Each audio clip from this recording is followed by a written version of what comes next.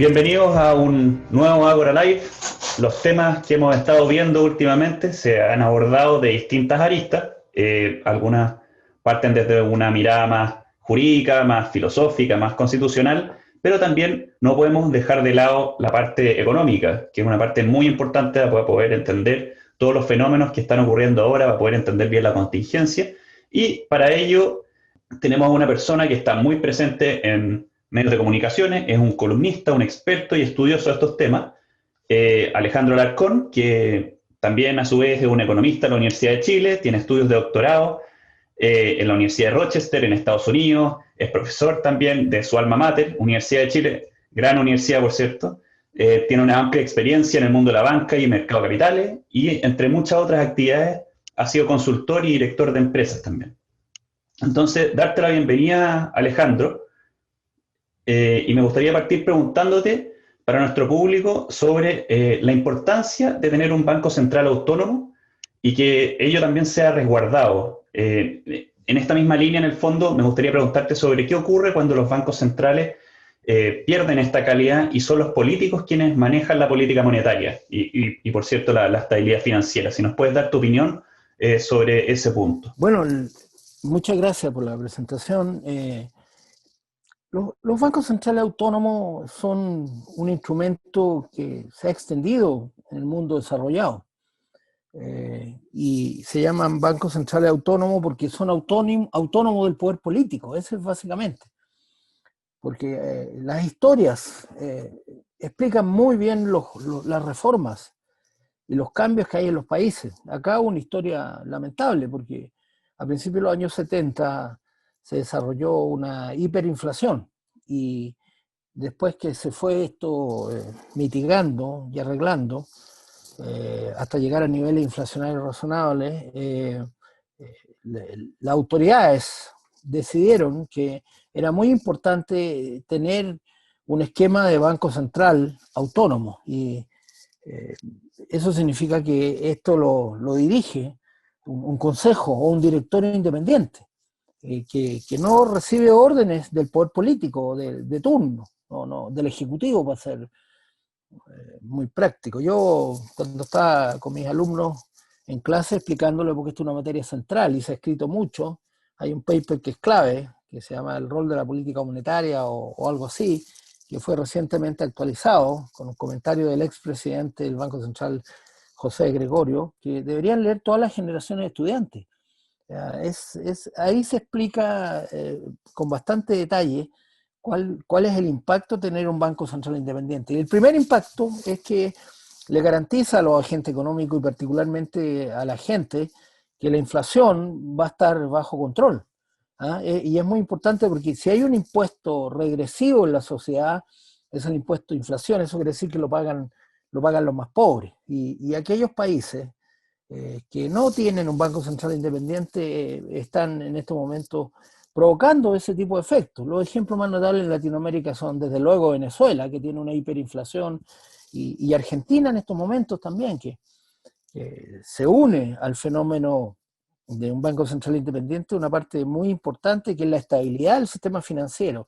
Y eso no solo está ligado a los medios de pago, como comúnmente se piensa, y como es, sino también a la estabilidad de la moneda en su relación con el mundo, las famosas devaluaciones, ¿no es cierto? Y eso también transmite inflación. Lo que pasa es que como venimos de mundos hace 40 años, tal vez 50 años, el mundo era mucho más cerrado y después vino la globalización. Y con la globalización aparecieron las relaciones de precios relativos internacionales y por ahí pasa el tipo de cambio. Entonces, no solo es la expansión de la demanda a través del dinero, ¿no es cierto?, la que produce o puede producir inflación, sino que también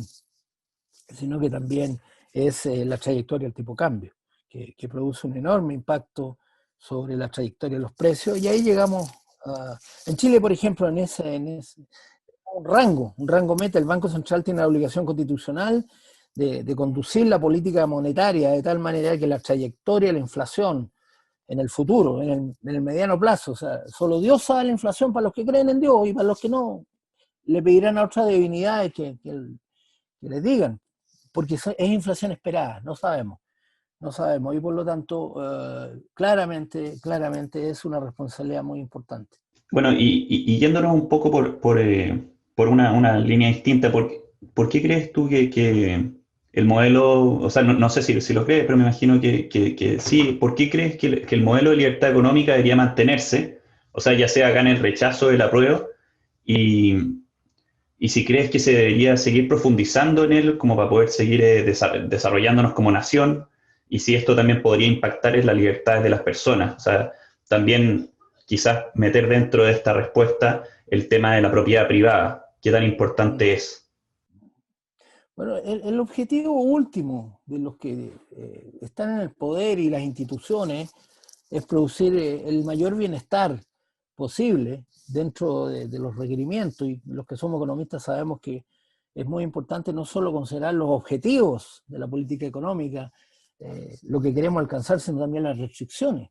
¿Ah? Cuando hay economistas que no ven las restricciones, quiere decir que o no son economistas o no aprendieron nada en la escuela, ¿ah? Porque eso es típico de tener. Y ahí hay restricciones. El Banco Central Independiente tiene que hacer ver muy claramente cuáles son los límites que permiten impulsar el desarrollo de los medios de pago y también la política internacional, que tiene que ver con el tipo de cambio, como dije anteriormente, y tienen que ver con la libertad también, porque yo no creo que haya una sociedad libre que está impactada por la inflación, porque es un impuesto muy regresivo, cualquier impuesto le quita espacio al sector privado para poder desarrollar sus actividades. Si hay un impuesto tan gravoso, tan regresivo con el impuesto de inflación, claramente eso le quita libertad, pone situaciones de pobreza en la gente, porque es como lo contrario de los objetivos que tiene la política tributaria. La política tributaria tiene dos grandes objetivos. Uno, ser lo más eficiente posible en términos de no provocar una mala asignación de recursos, pero tiene otro que es la equidad.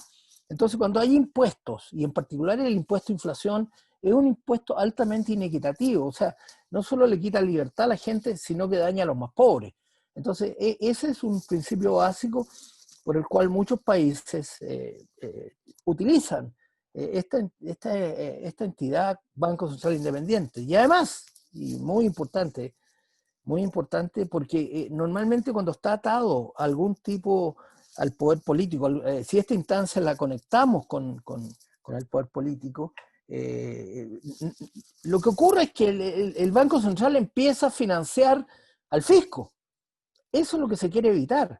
Ocurrió en nuestro país, o sea, la emisión iba derecho a financiar el gasto público. Y ahora han habido algunos proyectos de ley que buscan que se financie a través de instrumentos, ¿no es cierto? Por lo menos empresas públicas, que yo creo que es un retroceso en lo que se ha avanzado durante tanto tiempo de tener una inflación tan estable desde que inició el Banco Central, que fue en el año 1990. Con la vuelta a la democracia se instaló el primer Banco Central y el primer Banco Central autónomo. ¿Ah? Entonces, esto le da garantía a las personas que no van a tener impuestos adicionales, por ejemplo, al IVA. El IVA también es un impuesto que es muy rendidor, pero le afecta más a los pobres porque los pobres financian más alimentos que otro tipo de bienes. Y por lo tanto empezamos a sumar tipos de gravámenes que son altamente inequitativos, y eso significa que dañan a la gente pobre. Alejandro, y yéndonos, por ejemplo, por el lado de las nacionalizaciones, que últimamente hemos visto esto muy en el debate, ¿qué riesgo implican las nacionalizaciones? Hemos visto en la historia el caso típico de Venezuela, también hemos visto por su parte lo que pasaba en Argentina, y cómo propuestas como las del alcalde de Recoleta, Daniel Jadue, por ejemplo, podrían llevarnos a situaciones similares. Ahí me gustaría que nos comentaras qué espacios ves tú para este tipo de situaciones dado el escenario actual. Bueno, yo creo que la gente no es tonta, ¿eh? Y lo ha demostrado en las encuestas. Que cuando le empezaron, resulta que cuando vino el 10%, hubo un gran debate. Yo también estuve atrapado en ese debate, porque no logré ver el impacto de corto plazo. Sigo pensando que es un error empezar a hacer que la gente retire el 10%. Ahora quieren otro 10%, porque acá hay un problema de consumo intertemporal. ¿Qué significa eso? Significa que no solo para la gente que vive en un país es importante lo que pasa en el presente, sino uno tiene que pensar lo que pasa en el futuro. Por eso que es intertemporal. Y aquí llegamos al corazón de la discusión, el debate entre los que creen que los sistemas estos tienen que ser libres o tienen que ser estatales. ¿Qué significa estatales? Que son sistemas de reparto, es decir, con impuestos se financian, con impuestos, ¿no es cierto? A los jóvenes en particular se financia la pensión de los viejos. Esos sistemas han fracasado en todas partes del mundo. Fracasaron en Chile, desde luego, en el pasado, y ahora nos encaminamos a mucha gente que quiere sistemas basados en reparto, que le da mucho poder al que tiene el poder en un momento determinado, tal como pasó en la Argentina, tal como pasó en Perú, ¿no es cierto? Pero son sistemas muy nuevamente inequitativos, porque fueron a preguntarle a la gente recientemente si querían pasarle a través de una nacionalización sus fondos de pensiones a un sistema estatal de reparto. Le dijeron que no, porque la gente no es tonta. Es distinto cuando tú tienes una cuenta individual, donde ves tus ahorros, donde ves el avance, etcétera, y donde te dicen, oye, no, dame tu plata y yo te la voy a administrar. Eso es inaceptable. Eso es inaceptable para la libertad de la gente. Entonces ya nos encontramos con, como decía mi abuelita, esa es la gata capaz. Le salió la gata capaz a los que querían estatizar estos fondos, porque la gente se dio cuenta que la plata estaba ahí, que tenía rentabilidad. Ahora, este juego de hacer cada vez más chicas las cuentas de algunos, si se llegara a concretar esta segunda ronda de 10%, habría cerca de 4 millones de chilenos que no tienen nada para el futuro. 4 millones, casi la mitad de todos los que cotizan. Entonces, eso es lo que hay que resguardar, y eso no lo quieren los chilenos. Yo he visto muchos, ¿cómo le llaman? Encuestas, pero es más que encuestas, son preguntas que se hacen como focus group, y la gente es distinto cuando tiene una cuenta individual. Lo que hay que hacer es reformar ese sistema, porque con 10% de cotización obligatoria no alcanza. Eso lo sabemos por experiencia. Hay que subirlo. Tiene que ser por lo menos. Y ahora me dicen, cuando estamos hablando, que hay un incordio en la reforma que se está discutiendo, porque el 6% adicional dice la oposición que se había comprometido que 3 fuera un fondo común. Si lo que busca, los que tienen ideas estatistas, socialistas, yo le llamo, en medio despectivo, le digo, son ideas raras, porque las ideas raras conducen a que la gente al final salga perjudicada.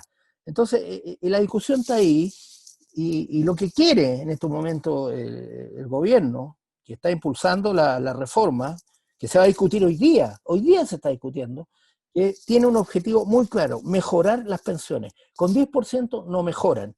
Con lagunas, o sea, que la gente no cotice durante los 40 años que debería cotizar, no mejoran las pensiones. Y el resto, que es el arrastre, va a tener que hacerse cargo el Estado con impuestos, bien claro, con impuestos, ni siquiera impuestos generacionales. Tiene que estar en el presupuesto de la nación, como en otros países, porque de esa manera se transparenta también el esfuerzo que hace el gobierno, ¿no es cierto? Y que hacen los chilenos, en definitiva, porque el gobierno no tiene nada, es el impuesto que le cobran a los chilenos.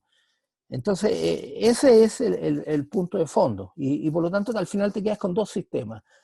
Uno que es capitalización individual, que la gente sabe cuánto está ahorrando, y otro el de reparto, que ha tenido un rotundo fracaso en el pasado, porque además el mundo va cambiando, cada vez hay más viejos y menos jóvenes, entonces llega un momento que el Estado, y a través del presupuesto de la nación, tiene que empezar a financiar una situación que es terrible. Claro, y respecto ahí a lo que dices, es súper paradójico al final que se terminen proponiendo estas soluciones, las cuales no tienen base si uno le pregunta a las personas, en el fondo.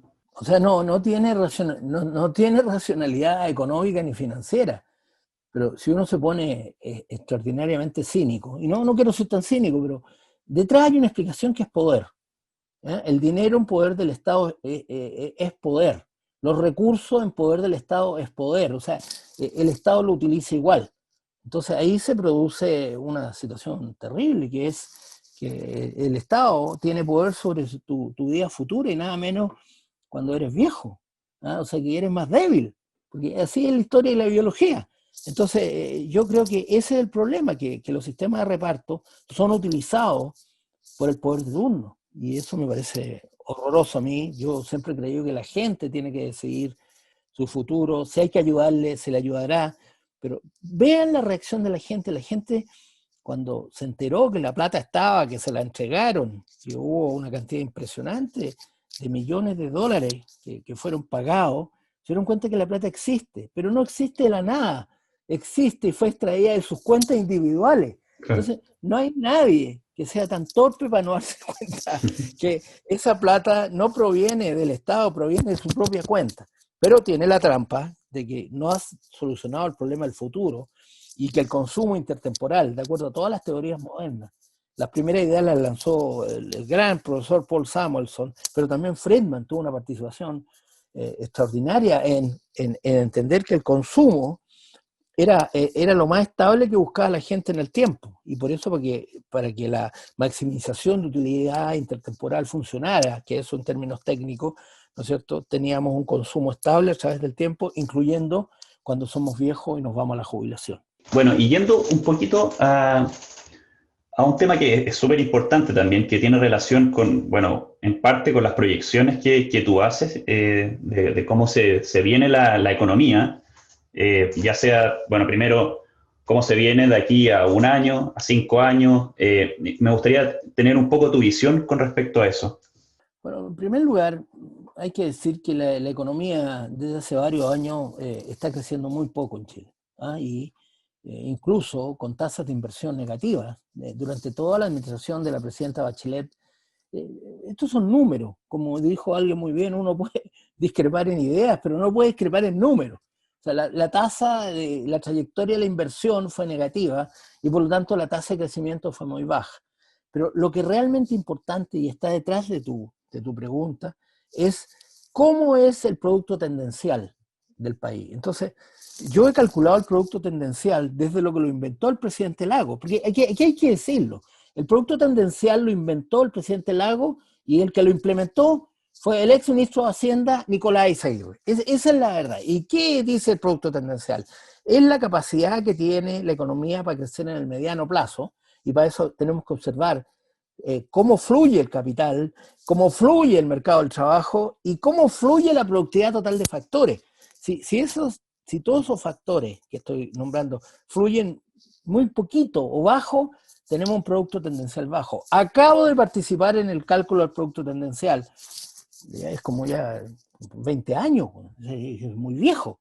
¿Ah? Acabo de participar y nos dio una cifra cercana al 1,5%. Bueno, yo creo que con un producto tendencial, que es el producto mediano plazo, no vamos a llegar nunca al desarrollo. ¿Ah? Para poder aspirar al desarrollo, el producto tendencial, cómo fluye el capital, que al final es la inversión, pero no la inversión en un punto, sino una trayectoria de al menos 5 años. El mercado laboral también. Y la productividad total de factores, que ha sido el gran problema. La productividad total de factores ha sido cero, negativa desde el año 2000. O sea, 20 años.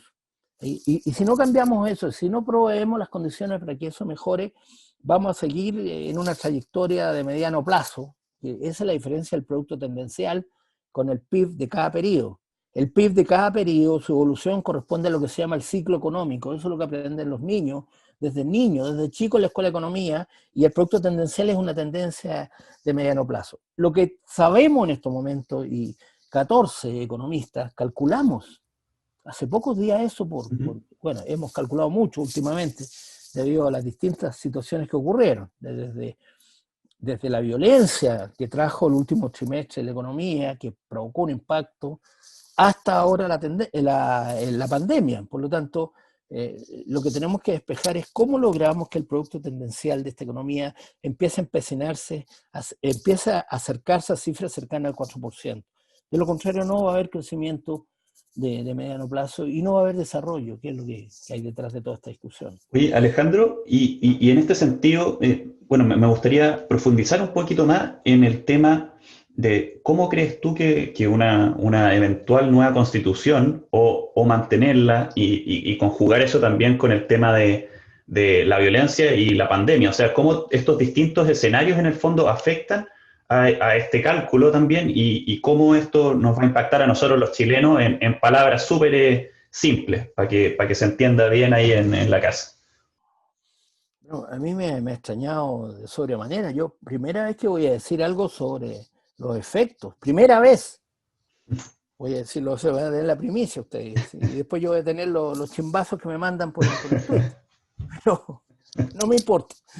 Entonces, claramente, lo que ocurrió y que dio lugar a la posibilidad de que hubiera un plebiscito no tiene que ver con las ideas del gobierno que ganó democráticamente las elecciones. Eso a mí me llama mucho la atención, porque cuando un gobierno gana con un 55% de apoyo, como lo que ganó Piñera, y después termina ofreciéndole al país una solución para mejorar el futuro que no estaba en su programa. O sea, nunca la coalición que llevó al poder a Piñera consideró esta situación. Entonces la pregunta es, ¿de dónde viene? Vino de la violencia. Entonces es muy malo.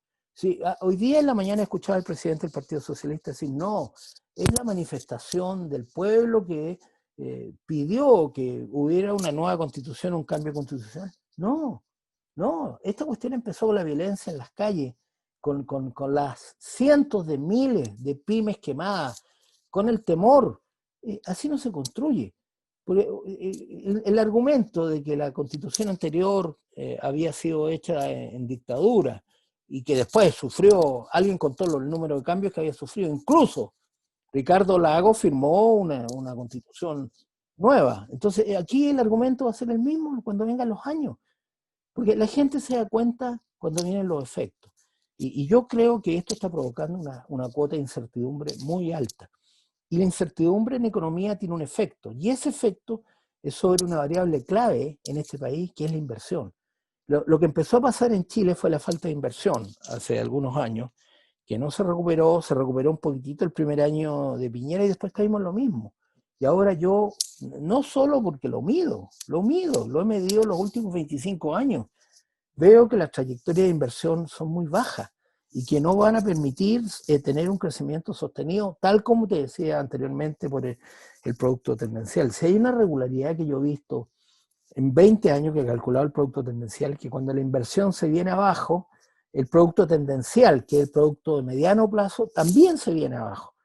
Y acá tenemos que agregarle ahora la recuperación del mercado laboral, que está extremadamente dañado y que va a costar mucho recuperarlo. Entonces, si realmente no hay inversión que provoca trabajo de calidad, que produce empleos que tengan buenos niveles, que permitan que la gente pueda consumir en forma sostenible. Ahora mismo el consumo aumentó porque la gente usó el 10% y porque había muchos subsidios, ¿no es cierto?, estatales que claramente tuvieron que aparecer porque no había posibilidad de trabajar. Sí, el desempleo efectivo en este país es 30%, esa es la verdad, y podemos hacer una desagregación si hay tiempo, pero en términos muy sencillos, lo que está produciendo la Constitución es la famosa convención, si gana el apruebo, que va a tener al país paralizado al menos por 2 años.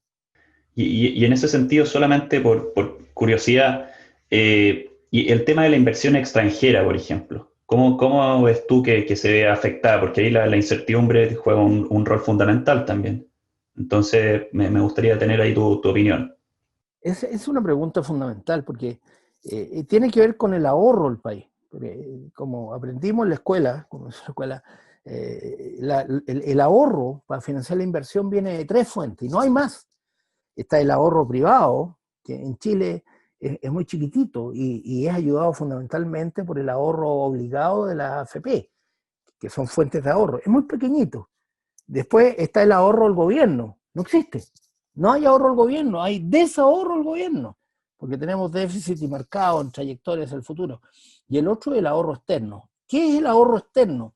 Es el ahorro del resto del mundo, es la inyección de capital que introducen inversionistas extranjeros, que lo pueden hacer en forma de inversión directa, ¿no es cierto? Que son una empresa australiana hace un hoyo en el desierto y es una mina. y trajo la plata, invirtió, dio empleo. Una forma de ahorro más compleja, porque los inversionistas saben que cuando meten inversión directa, si cambian las condiciones abruptamente, cuesta mucho sacarlo tan rápido.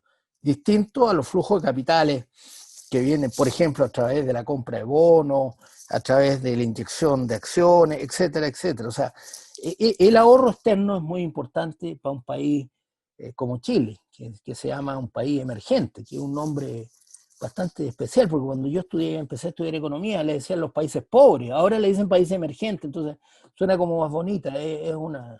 Claro, Pero en el no es lo fondo mismo. claro, buscan con desesperación el capital extranjero.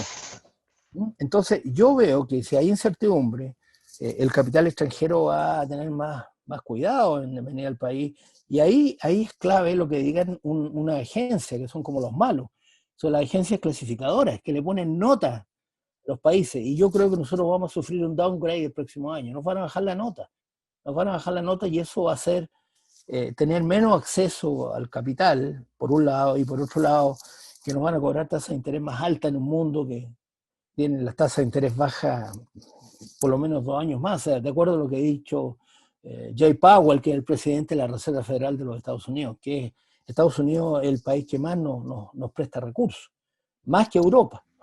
Bueno, para hacer una última pregunta, sí, me gustaría si nos pudiera explicar sobre la estabilidad, o sea, el rol que tiene la estabilidad en los mercados financieros, cuál es la importancia que tiene, y también de tener mercados laborales que sean sanos. Eh, si nos puedes dar una corta explicación de eso, Sí. lo agradeceríamos. Bueno, cualquier alumno de macroeconomía, por ejemplo en mi universidad donde enseño macroeconomía, sabe que hay distintos factores que afectan a un elemento esencial que se llama riesgo país. Cuando no hay estabilidad financiera, sube el riesgo país, y esa es una señal inminente que las tasas de interés que nos van a prestar van a ser más altas, que se llama prima por riesgo. Entonces, todo tiene nombre, que es prima por riesgo. Entonces, la estabilidad juega muy fuerte en eso, porque cuando empieza a subir la tasa de interés, es símbolo inmediato de que estamos con problemas de estabilidad política. Yo no te digo las tasas que le podrían prestar a Venezuela, porque son tasas ya... yo me acuerdo que cuando estalló la crisis europea, uno de los países que tenían en la mira era Grecia, y la tenía en la mira no el resto del mundo, Alemania, porque Alemania era el país que más contribuía con fondos de estabilización. Y lo que pasa es que las tasas de interés eran 2.500 puntos básicos sobre la tasa que prestaba el Banco Central Europeo, el Bundesbank. Entonces, dice, sí, te podemos prestar esa tasa, pero nadie presta. Nadie presta porque el default es seguro. O sea, es como un juego esto de este famoso estafador en Boston, que siempre se me olvida el nombre, que son tasas que saben que no se van a poder pagar en el mediano plazo. Ponzi se llama. Es un juego Ponzi. Entonces, debido a que las tasas son impagables, no llegan recursos. Si no llegan recursos de los capitalistas, queda el Fondo Monetario Internacional, que llega así como las películas con unas camionetas negras, llegan y lo primero que le dicen, dime cuánto es tu superávit básico. Tu superávit básico se llama primario, el famoso superávit primario. ¿Por qué? Porque el banco, el Fondo Monetario quiere saber cómo le van a pagar, en definitiva, porque también es un banco. Y después, si el Banco Central no contesta, te queda la reserva. Y normalmente hay una correlación muy alta entre la falta de reserva y el Fondo Monetario Internacional. Es lo que le está pasando a Argentina. Entonces, al final, para poder hacer uso del ahorro externo, tiene que haber orden, estabilidad política y otras cosas que están en el decálogo del cálculo del riesgo país de un determinado país. Hay lo otro, el mercado laboral es muy importante que haya flexibilidad. Por ejemplo, yo te doy un solo punto. En este país se reclama por las mujeres que han bajado tanto su participación. Este país tiene una proporción significativa de mujeres jefes de hogar, que son muy pobres, que están solas. Pero ahí está la clave. ¿Cómo hacer que las mujeres vayan a trabajar y queden tranquilos porque sus hijos tengan algún apoyo? que haya guardería, no sé, no soy un experto en ese tipo de temas, pero sí sé que se requiere para que el mercado funcione, que haya oportunidad, que la gente pueda ir al mercado, lo mismo que ha demostrado la pandemia, que puede haber teletrabajo con algún grado de, bastante grado. Eliminar las trabas. Sí, y eso es flexibilidad. Los mercados tienen que ser flexibles para que la gente tenga la flexibilidad de elegir el trabajo que quiere y de esa manera pueda obtener ingresos y poder ir a consumir. Eso es lo principal. Bueno, Alejandro, darte las gracias por este tiempo, por las explicaciones también en simple para todos nosotros. Y bueno, nos vemos en una próxima sesión de nuestro Agora Live. Así que muchas gracias por participar. Nos vemos. Marco, muchas gracias por todo ustedes y tienen mi apoyo cuando quieran.